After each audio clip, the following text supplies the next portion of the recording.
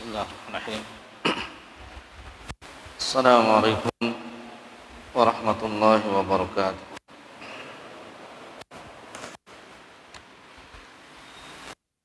Innal hamdalillah nahmaduhu wa nasta'inuhu wa nastaghfiruh wa na'udzu billahi min shururi anfusina wa min sayyiati a'malina may yahdihillahu fala mudilla wa may yudlil fala hadiya lahu wa asyhadu an la ilaha illallah wahdahu la syarika lahu wa asyhadu anna Muhammadan abduhu wa rasuluh.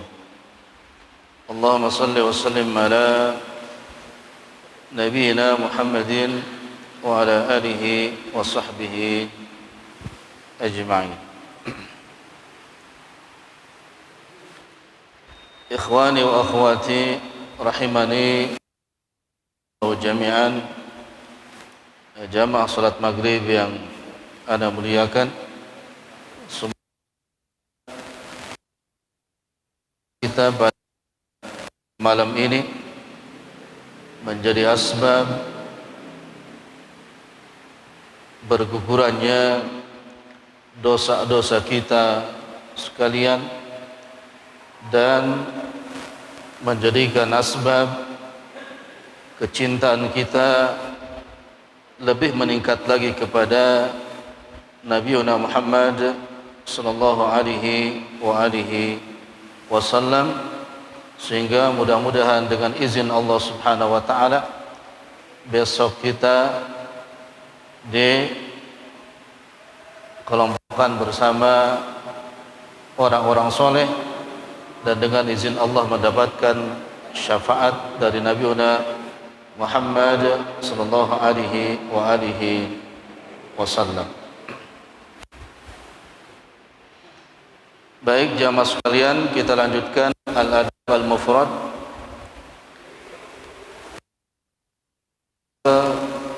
162.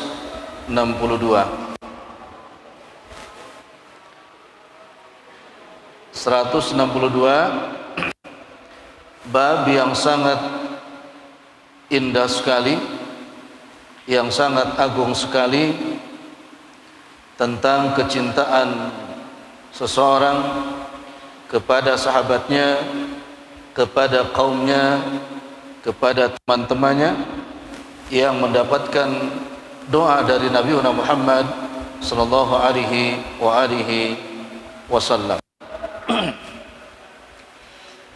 Babur rajul yuhibbu qauman wa lamma yalhaq bihim.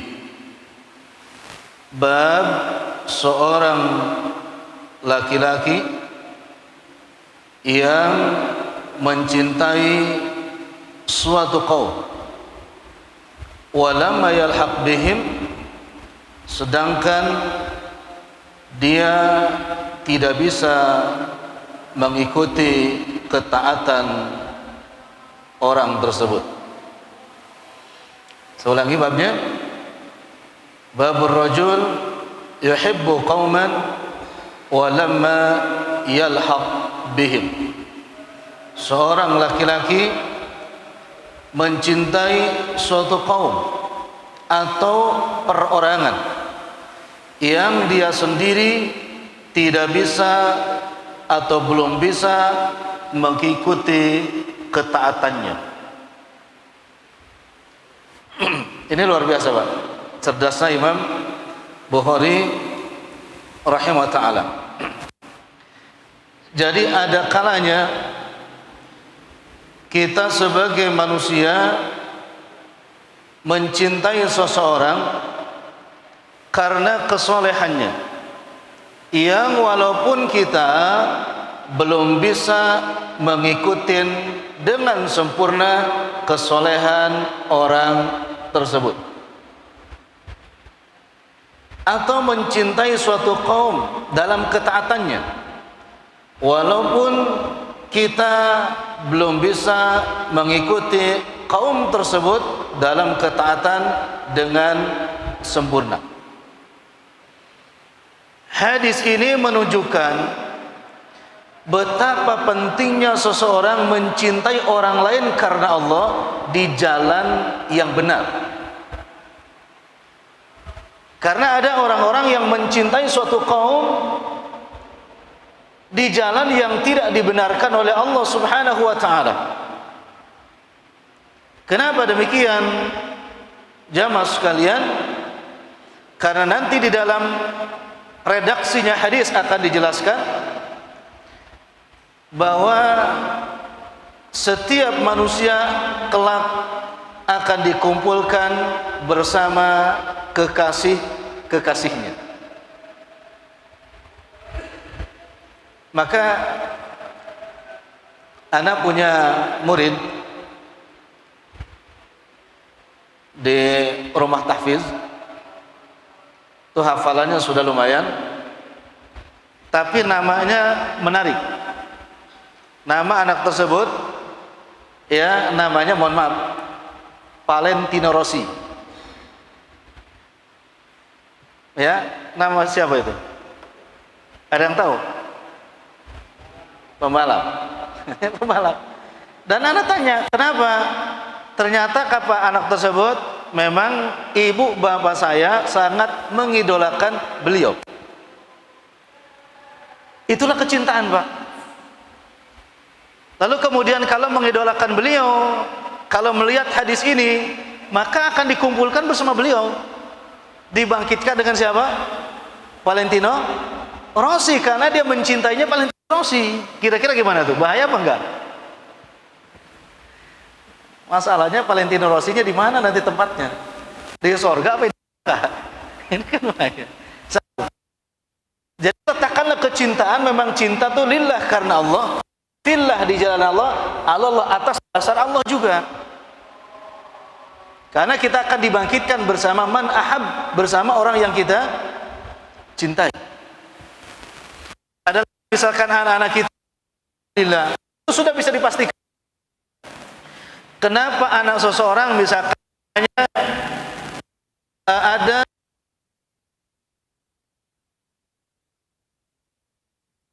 Sudais Mustafa As-Sudais ngikutin Imam Sudais, sudah pasti, Pak, kenapa anak bapak Mustafa Sudais? Saya tuh idola banget sama pelatih bola. Mungkin masa dia idolanya ke Jajang Nurjaman, pelatih bola, tapi anaknya Mustafa. Asli dia bilang, karena saya sangat mengidolakan Syekh Abdurrahman As-Sudais. Kecintaan yang seperti itu bukan hanya di dunia, tapi akan membawa dia sampai akhirat, insyaallah. Ya. Nah, kita bacakan hadisnya. Maka jangan salah mencintai seseorang, atau jangan salah meletakkan cinta, karena kita akan dibangkitkan bersama yang dia cintainya. Yang mengikuti Qarun akan dibangkitkan bersama Qarun. Yang mengikuti cara Fir'aun akan dibangkitkan bersama Fir'aun. Yang mengikuti cara Abu Lahal, Abu Jahal, yaitu akan dibangkitkan bersama mereka.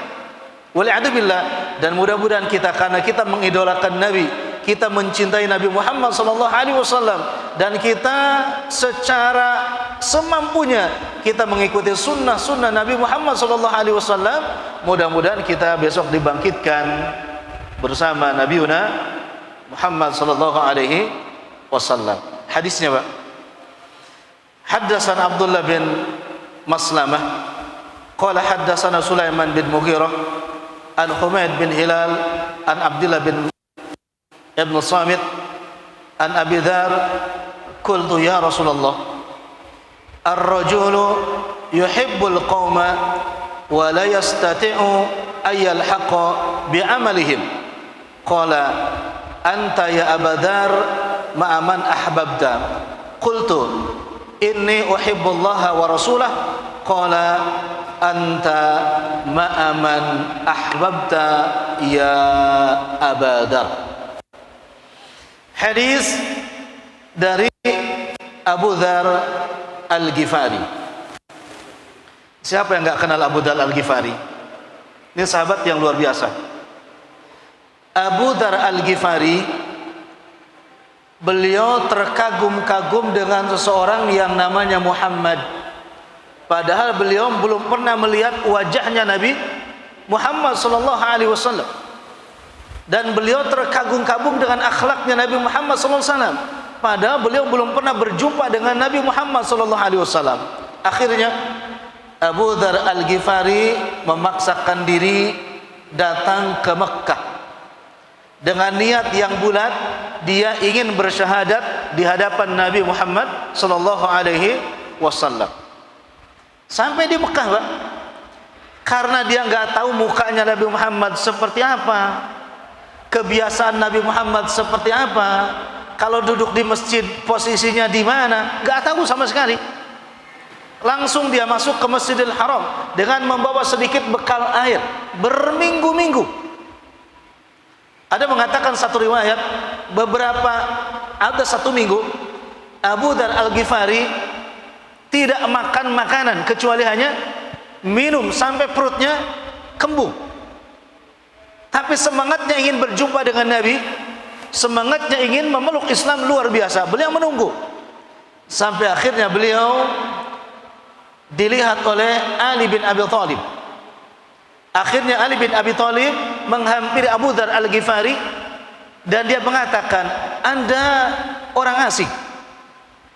Lalu kebiasaan Ali bin Abi Thalib dan ahlul Arab, orang-orang Arab yang berada di Masjidil Haram pada saat itu, Pak, kalau ada musafir, orang yang singgah ke masjid orang asing, kebiasaannya mereka mengajak tamu tersebut ke rumahnya dijamu. Itu kebiasaannya, Pak.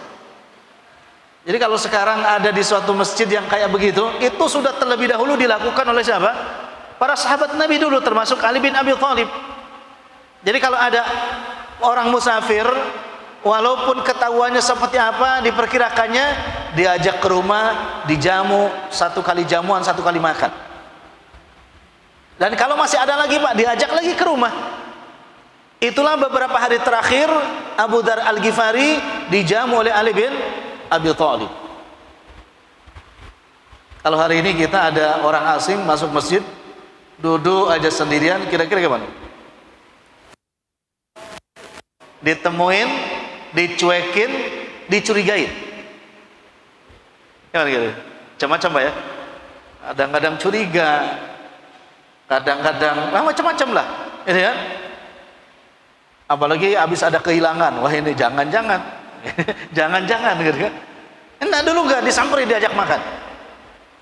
Sampai ke hari ketiganya, Ali nggak berani bertanya, Abu Dzar juga nggak berani bertanya kepada Ali bin Abi Thalib. Akhirnya Ali bin Abi Thalib mengajukan pertanyaan di rumahnya, ya, 4 mata, nggak di depan orang banyak. Dia nanya, dan Abu Dzar Al-Ghifari setelah mengadakan perjanjian dengan Ali bin Abi Thalib, maka dia menjelaskan keinginan atau tujuan Abu Dzar Al-Ghifari. Karena waktu itu masih genting, Pak, tentang orang-orang yang masuk Islam masuk genting. Akhirnya jelaskan dia ingin berjumpa dengan Nabi SAW. Pendek ceritanya, bersahadatlah di hadapan Nabi Sallallahu Alaihi Wasallam, dan Nabi mengatakan, Anda pulang ke kaum Anda dan jangan memberitahukan tentang keislaman Anda, kata Nabi. Kenapa? Karena masih berbahaya pada saat itu. Pulanglah Abu Dzar, ya, dan setelah aman dia datang lagi kepada Nabi Sallallahu Alaihi Wasallam. Bagaimana?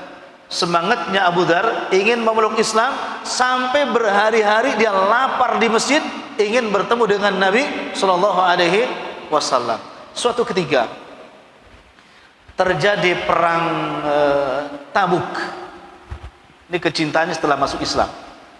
Terjadi perang Tabuk. Abu Dzar Al-Ghifari mengendarai unta yang sudah tua. Sementara sahabat-sahabat Nabi, prajuritnya, datang ke medan perang, pergi ke medan perang membawa unta-unta yang sehat, sehat semua, gagah semua, muda-muda semua. Ini untanya tua karena nggak ada lagi. Tapi semangat. Berjalanlah Abu Dzar Al-Ghifari. Akhirnya tertinggal rombongan, Pak. Ya, unta yang sudah tua gak bisa diajak lari, gimana?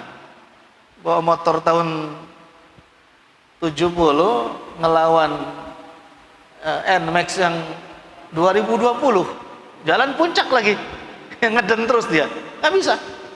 Akhirnya tertinggal rombongan, Pak. Tertinggal rombongan sudah lama. Kemudian sahabat Nabi melihat dari kejauhan ada satu sosok orang yang berjalan dengan membawa bekal yang banyak, ya kayak prajurit, ya, rangsel segala macam. Lalu Nabi kata Nabi SAW, kun abadar, kun abadar, kun abadar, kata Nabi. Bahasanya moga-moga itu Abu Dzar. Ya, ternyata betul, Pak. Karena untanya sudah tua ditinggal oleh beliau, malah cepetan jalan kaki. Gitu ya. Karena cepetan jalan kaki, kata Nabi, kun abadar, moga-moga Abu Dzar. Betul, Abu Dzar datang sendirian, Pak. Karena ketinggalan rombongan, tapi tetap nyusul karena ingin perang bersama Nabi SAW itu, Pak. Jadi sekali sudah mengucapkan syahadat, sekali sudah mencintai Nabi, apapun dia akan mengorbankannya. Demi apa? Demi yang ia cintainya karena Allah. Tinggalkan untanya. Coba kalau kita ngaji, mau ngaji agak jauh, Pak. Ya, orang bawa yang sehat-sehat, mobilnya, motornya, kita mau tertua, belum jalan aja sudah nyerah. Udahlah, motor saya pasti nggak kuat, nanti nanjaknya saya nggak bisa deh. Ya, titip salam aja sama ustadznya. Udah paling itu, Pak. Ya kan? Ini enggak, dipacu dulu, jalan dulu. Lah, lalulah masyhur di dalam hadis Nabi SAW mendoakan Abu Dzar pada saat itu. Setelah sampai ke hadapan Nabi, apa kata Nabi?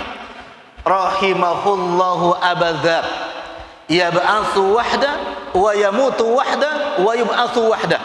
Apa kata Nabi SAW doanya kepada Abu Dzar? Semoga Allah merahmati Abu Dzar. Dia datang hidup seakan-akan sendirian, dan dia akan wafat meninggal dalam keadaan sendirian, dan awalnya besok juga dibangkitkan dia sendirian juga. Enggak jelek doanya, enggak, bagus. Benar, Pak. Akhirnya Abu Dzar termasuk salah satu sahabat yang punya ijtihad sendiri tentang dunia. Apa ijtihad Abu Dzar Al-Ghifari? Kata Abu Dzar Al-Ghifari, ijtihadnya, saya tidak mau berinteraksi dengan yang namanya dunia. Karena kalau saya berinteraksi dengan dunia, maka boleh jadi termasuk yang takasur atau termasuk dari orang-orang yang selalu mengumpulkan harta. Itu ijtihadnya Abu Dzar Al-Ghifari, dan dia tidak memiliki harta sedikit pun. Ini ijtihad Abu Dzar Al-Ghifari. Akhirnya berselisihlah dengan beberapa sahabat, dan beliau pindah ke pinggiran kota Madinah. Ya, sampai selesai beliau akhir hayatnya Abu Dzar Al-Ghifari meninggal dunia. Dia rumah kecil hanya berdua dengan istrinya. Lalu istrinya kebingungan bagaimana mengurus Abu Dzar Al-Ghifari sementara gak ada tetangga satupun. Masya Allah, gak ada tetangga satupun. Ternyata orang soleh, sahabat Nabi yang mulia, sebelum meninggalnya pesan kepada istrinya, kalau nanti saya meninggal, maka mandikan. Boleh dong seorang istri memandikan suaminya, pun nanti seorang suami memandikan istrinya. Boleh, Pak. Ya, mudah-mudahan kita meninggal nggak begitulah, nggak ada siapa-siapa, hanya berdua gitu kan. Tapi kalau mulia nggak apa-apa, ya. Apa pesan Abu Dzar Al-Ghifari? Mandikan saja kafani dan letakkan nanti di pinggir jalan. Betul, Pak. Ya, didorong oleh istrinya itu, dibawa ke pinggir jalan, ya, maka diletakkan di pinggir jalan. Ini sahabat yang mulia, Pak. Masya Allah, luar biasa, Abu Dzar Al-Ghifari.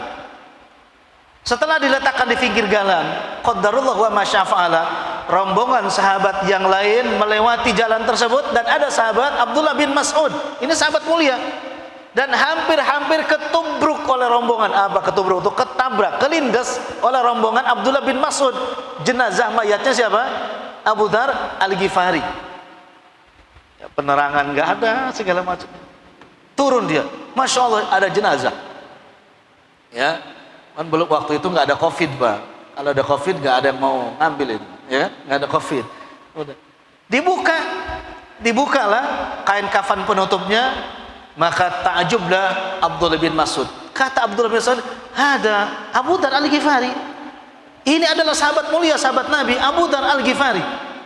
Akhirnya, Pak, diuruslah oleh Abdullah bin Mas'ud, disolatkan, kemudian dimakamkan dan didoakan oleh Abdullah bin Mas'ud. Doa siapa tadi Pak? Doa Nabi SAW meninggal sendirian, tapi bukan seperti, pasti hikmahnya luar biasa ya. Setelah itu malah disolatkan oleh sahabat mulia, dikebumikan oleh sahabat mulia. Ini baru satu kisah yang meriwayatkan hadis ini, kecintaan yang luar biasa kepada siapa? Nabi SAW, sahabat Abu Dzar Al-Ghifari. Itu ya. Baru kita jelaskan hadis yang diriwayatkan oleh beliau. Kata beliau begini, qultu, aku berkata, ya Rasulullah, kata Abu Dzar Al-Ghifari, ar-rajulu yuhibbul qauma. Ada seorang lelaki datang ke saya, dia bercerita, saya mencintai suatu kaum. Gini Pak, kira-kira batin kita cinta gak sama saudara-saudara kita seiman yang ada di Palestina? Cinta gak? Harus cinta dong, harus cinta. Kira-kira batin kita cinta gak kepada saudara-saudara yang ada di Mekah, di Madinah? Akhirnya yang jauh, insya Allah cinta. Atau kepada saudara-saudara kita yang ada di mana sekarang? Turki umpama. Dan membenci orang-orang yang membenci orang-orang soleh juga, gitu kan? Itu harus hadir cinta. Orang itu cerita kepada Abu Dzar, mencintai suatu kaum, wala yastatu ayyal haqqa bi amalihim, tetapi saya belum bisa mengikuti ketaatan seperti mereka. Maksudnya belum bisa mengikuti kesolehan seperti mereka. Contoh gini, saya mencintai Muhammad, katakanlah Muhammad itu orangnya soleh, dia dalam 1 bulan bisa khatam Quran 5 kali, sholat tahajudnya nggak pernah kelewat, kalau sodako dia paling besar. Saya cinta karena Allah kepada dia, walaupun saya belum bisa mengikuti amalan-amalan dia. Itu maksudnya Pak. Insya Allah kita cinta kepada Abu Bakar kan? Insya Allah ya.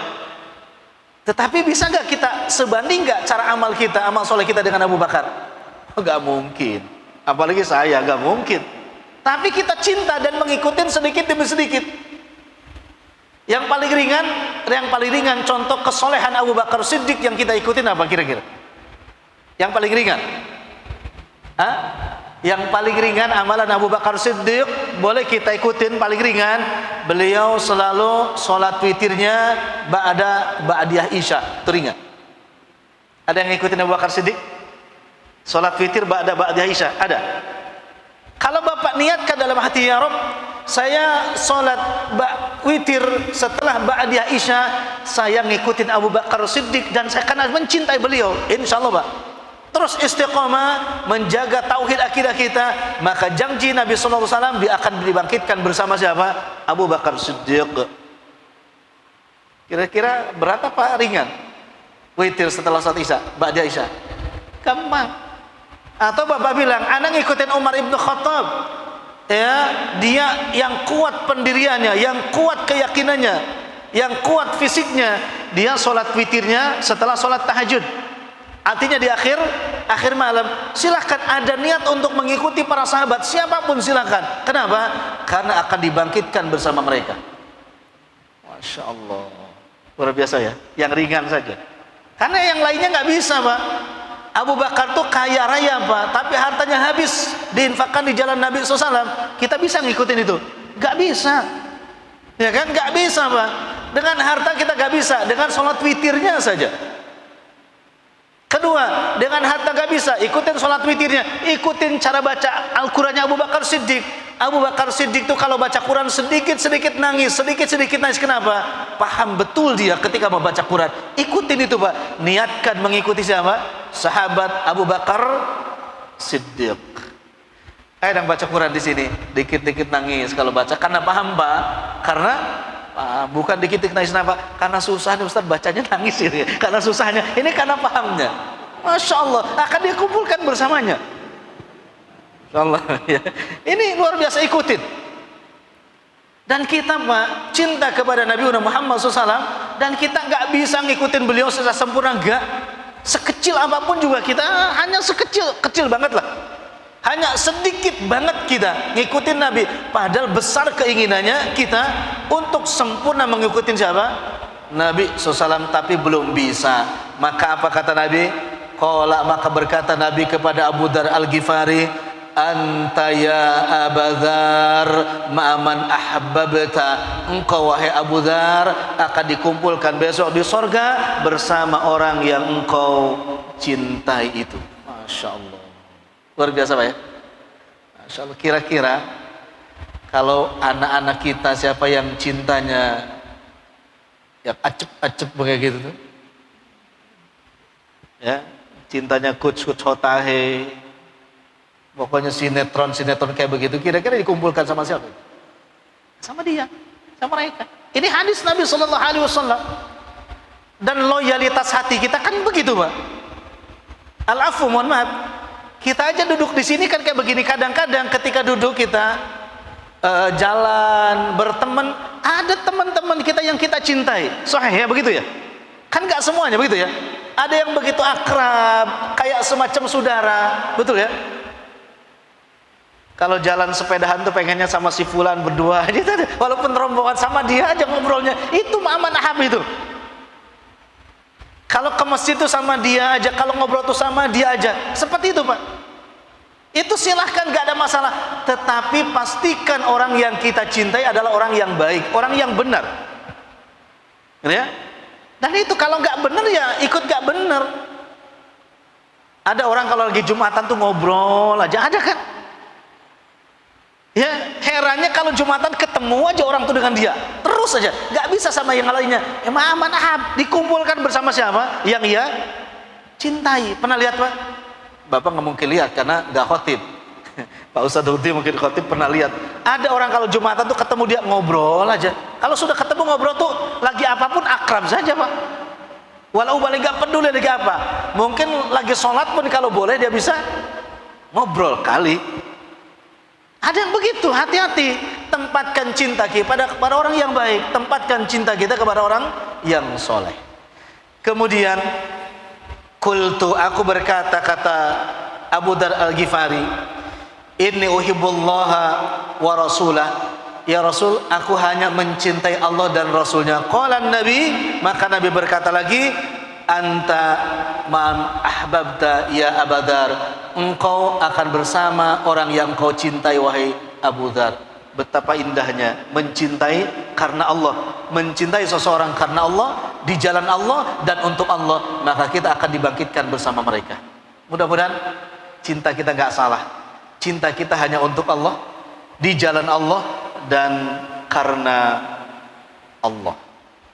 Hadis yang kedua, haddatsana Muslim bin Ibrahim qala haddatsana Hisham qala haddatsana Qatadah an Anas anna rajulan sa'ala Nabi sallallahu alaihi wasallam faqala ya Nabi Allah matas sa'ah faqala wa ma a'dadta laha qala ma a'dadtu laha min kabirin illa anni uhibbullaha wa rasulahu faqala al mar'u ma'a man ahab. Qala Anas fama ra'aitul muslimina farihu ba'dal islam ashadda mimma farihu yawma idin. Hadis kedua begini, kata Anas bin Malik. Ana gak bahas Anas bin Malik, insya Allah sudah paham semua siapa beliau, pembantu Nabi SAW. Kata Anas gini, anna rajulan, lagi duduk bersama Nabi SAW.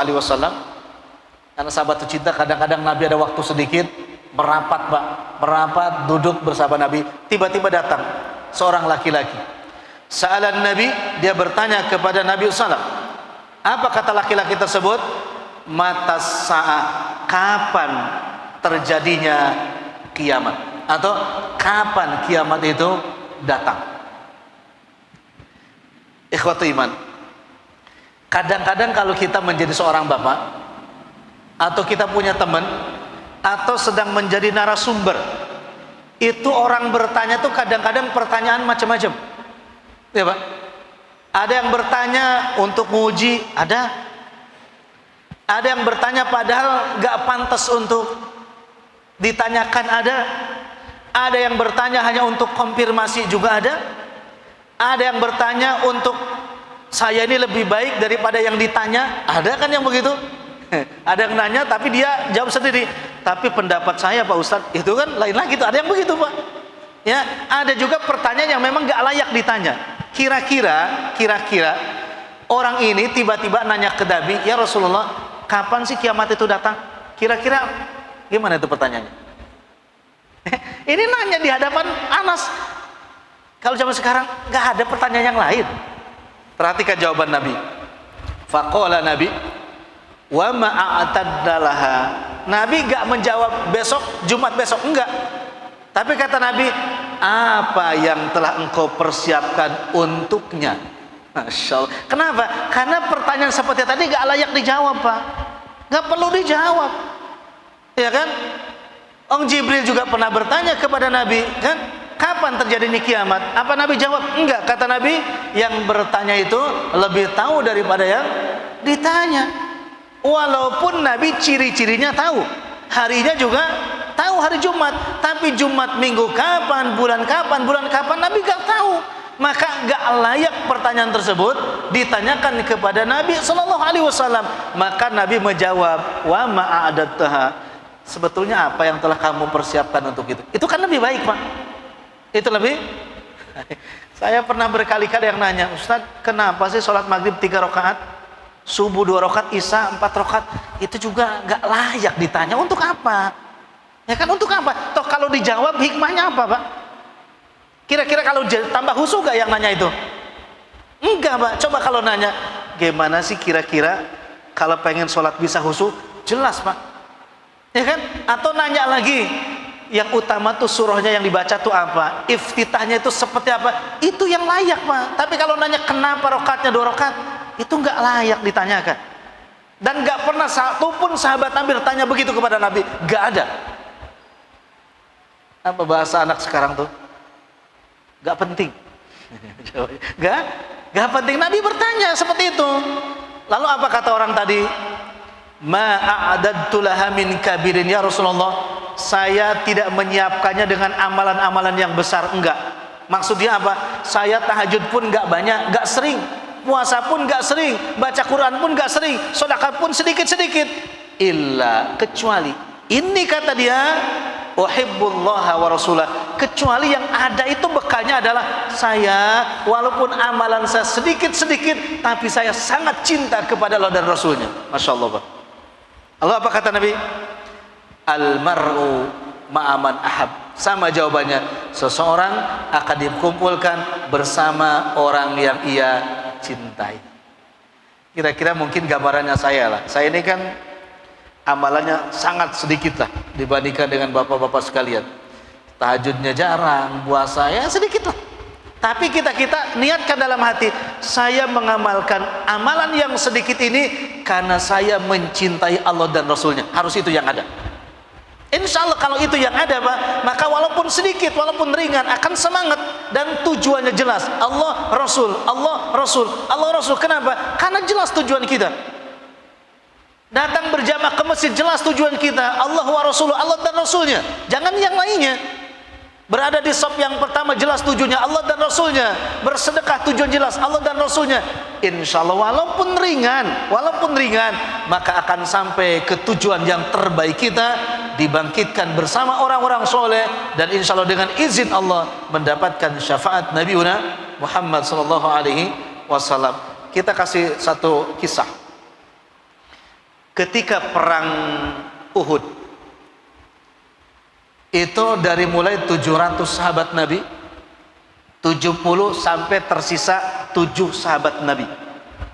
Dan Nabi sudah terdesak dengan sahabatnya oleh pasukan musyrikin pada saat itu ketika perang Uhud. Tetapi ada 2 wanita yang luar biasa. Yang pertama Nusaibah, yang kedua Ummu Sulaim. Dulu waktu itu tugasnya bukan disuruh perang Pak, tetapi disuruh membawakan makanan konsumsi untuk sahabat yang perang. Tapi karena pasukan sudah berkurang, akhirnya Nusaibah dan Ummu Sulaim ikut berkecamuk perang, ya, melawan kufar, melawan musyrikin di tengah-tengah Rasul yang pada saat sudah terdesak. Baju jubahnya yang tadinya putih sudah enggak terlihat lagi, penuh dengan darah.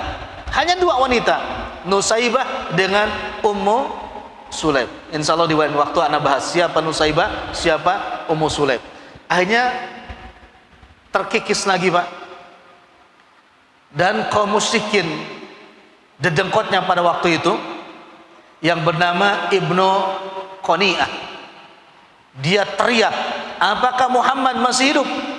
Teriak. Dikatakan oleh Umar Ibn Khattab, Muhammad, Abu Bakar masih hidup semuanya. Akhirnya Abu Qinabah masuk mendekati Rasulullah SAW, menyabetkan pedangnya dan mengenai pinggangnya Rasul, berdarah. Gak puas Abu Qinabah itu, Qani'ah itu, menebaskan pedang untuk kedua kalinya, kena topi bajanya Nabi SAW, terjatuh dan beberapa rantainya itu menusuk pipinya Nabi SAW dalam, ya, kemudian berdarah-darah. Nabi terjatuh pingsan, dan Abu Qani'ah laknatullah alaih berteriak, Muhammad telah mati, Muhammad telah mati. Tambah goyah Pak. Ini menebarkan fitnah, padahal dengan izin Allah Azza wa Jalla Nabi Muhammad SAW belum meninggal. Belum meninggal. Setelah siuman Nabi dan musyrikin lari dengan membawa kabar gembira, gembira yang penuh dengan kesedihan akhirnya karena Nabi Muhammad belum meninggal, ya, Nabi Muhammad siuman. Apa yang terjadi Pak? Di situ ada Abu Ubaidah bin Zarrah. Abu Ubaidah bin Zarrah termasuk 10 sahabat yang dikatakan Nabi ketika masih hidup yang sudah dijamin masuk surga. Dia melihat tembaga dari topinya, ya, topengnya ini, helm bajanya itu menusuk pipi Nabi sampai dalam berdarah. Berdarah Pak. Dan dia minta izin. Tadinya Abu Bakar yang akan mencabutnya. Dia minta izin ke Abu Bakar Siddiq. Wahai Abu Bakar, izinkan saya untuk mencabut tembaga yang nusuk di pipinya Nabi SAW. Nabi masih udah siuman tapi lemah Pak, lemah. Akhirnya Abu Ubaidah bin Zarrah berpikir, kalau pakai tangan nyabutnya tembaga di sini akan menyakiti Rasulullah Sallallahu Alaihi Wasallam. Akhirnya Abu Ubaidah bin Zarrah minta izin, digigitlah tembaga-tembaga yang masuk ke dalam pipinya Nabi, menusuk kiri kanannya Nabi dengan giginya Abu Ubaidah bin Zarrah. Perlahan-lahan Pak, khawatir menyakiti Nabi SAW yang sudah sakit, dicabut satu persatu sampai 2 gigi Abu Ubaidah bin Zarrah tanggal. Saking berhati-hatinya dan digigit saking kenceng agar Nabi tidak merasakan sakit bertambah. Biarkan dia yang sakit, Abu Ubaidah bin Zarrah, tapi Nabi tidak merasakan lebih sakit lagi. Keluarlah, tapi dia tanggal giginya 2. Sudah dicabut, darahnya terus bercucuran.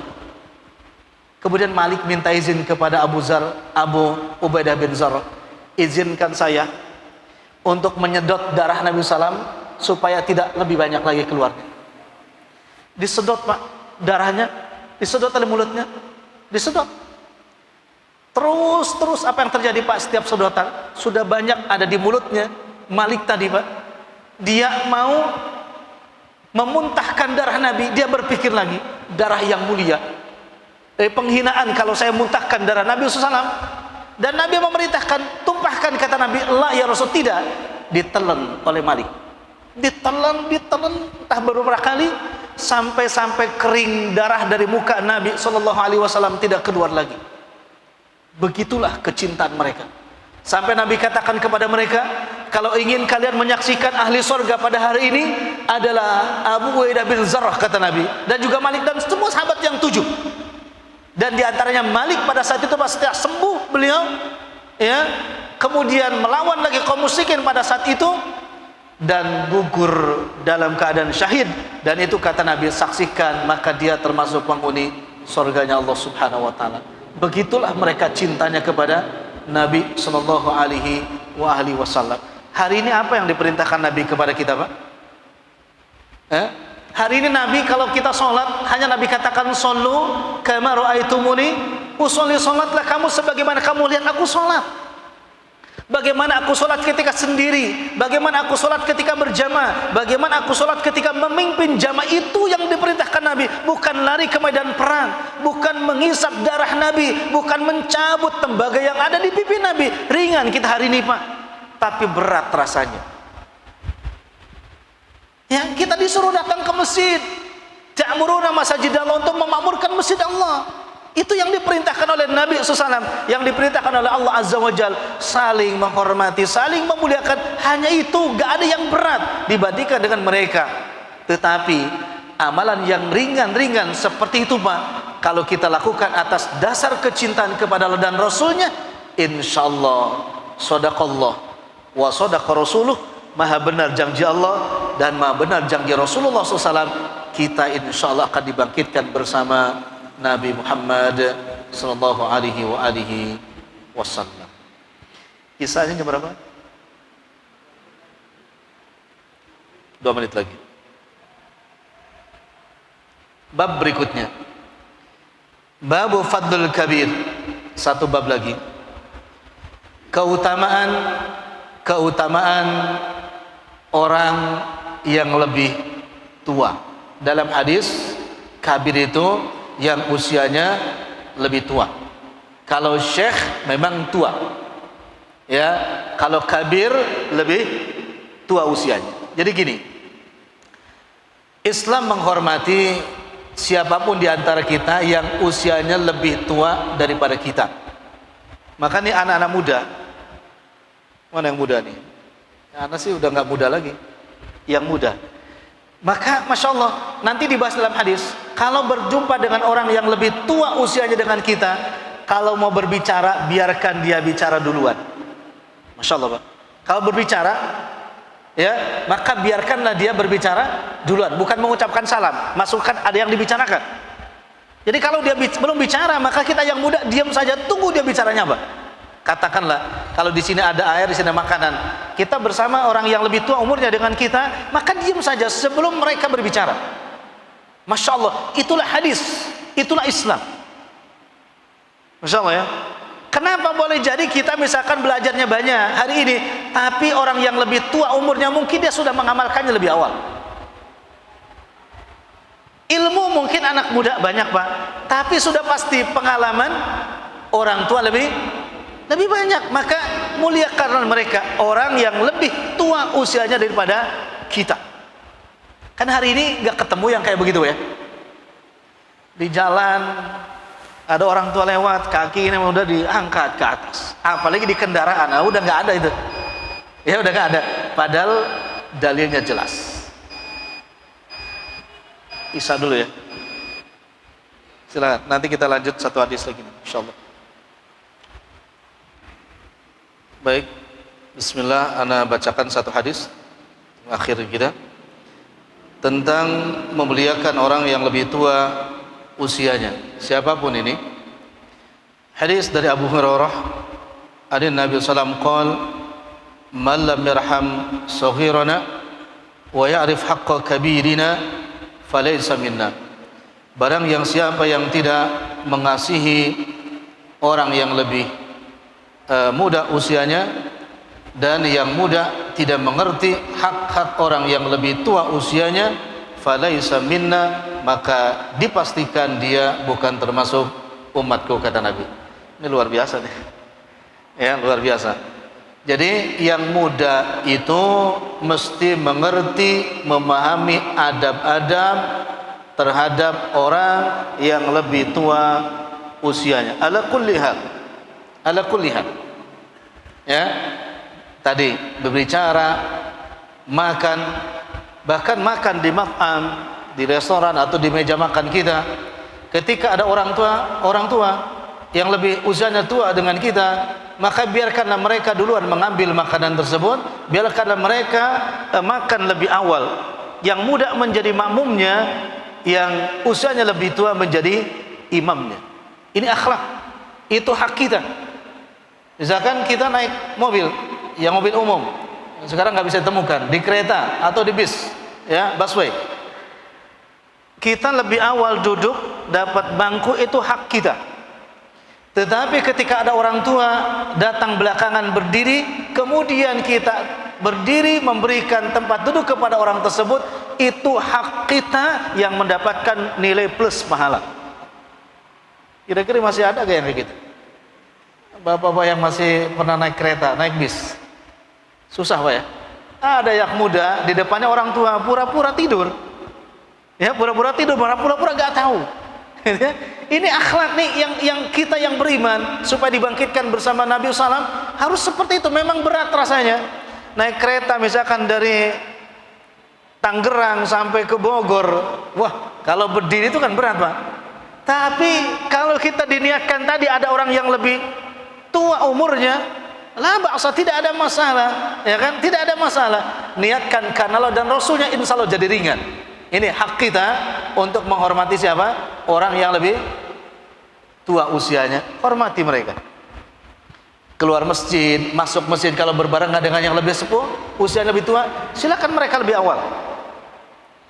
Maka ya di sini alhamdulillah, ya alhamdulillah juga mohon maaf Pak Ketua, Pak Ustadz Haji Hudri, mohon maaf juga nih kalau imam gak ada, anak di belakang ya agak nahan tuh, mohon maaf, karena memang adabnya harus begitu ya, karena beliau ya usianya jelas lebih tua, ilmunya juga lebih banyak ya, saya yang muda harus nahan.